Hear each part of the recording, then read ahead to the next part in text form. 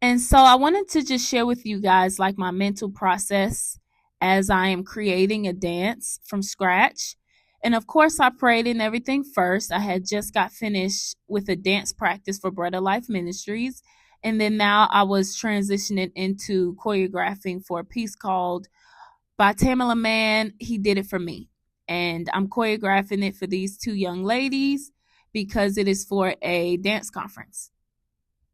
And so at the beginning of this dance, I was trying to figure out, do I want to start on the floor? Do I want to stand up? And so it really felt right to start on the floor. And so now I'm just trying to figure out how I want to transition from low to high because I wanted to add those elements of low, medium, high. So as you can see with dance practices, there's a lot of start and stop and pause and start and stop and pause. And especially if it's just you. I know sometimes people have those fancy watches that you could pause and start stuff. That's not the case here. So with this specific dance, if you ever heard of it, especially at the beginning of the song, this is just choreographing the first part of the song. It's very slow. And the type of texture that I felt with this dance as I was creating it was like waves and some sharp movements behind it. And so that's kind of like what you're seeing here. You're kind of seeing waves, sharp, and then slow. So now that I finally got the basic movements of what I want to do, now I am putting more emphasis into it and just elongating my body a little bit more. Now that I kind of know, okay, I'm going to be on the floor first, I'm going from right to left in a wavy motion, and then I'm going to go up, and then I'm going to make a turn. Now that I kind of got my movement for the beginning part, I'm just sharpening it to make it better.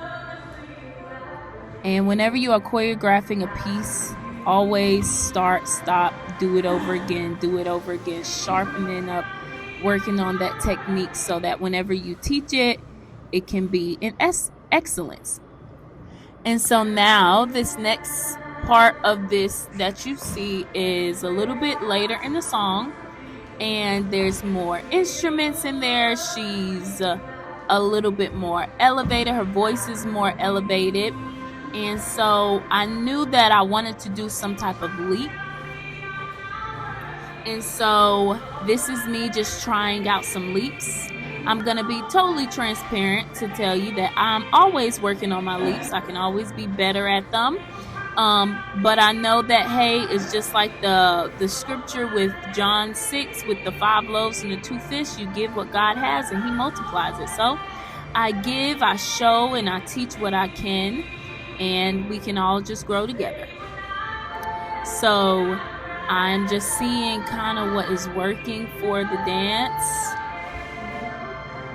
And then once I get like those solidified pieces, that's when I'll be able to like bring it together.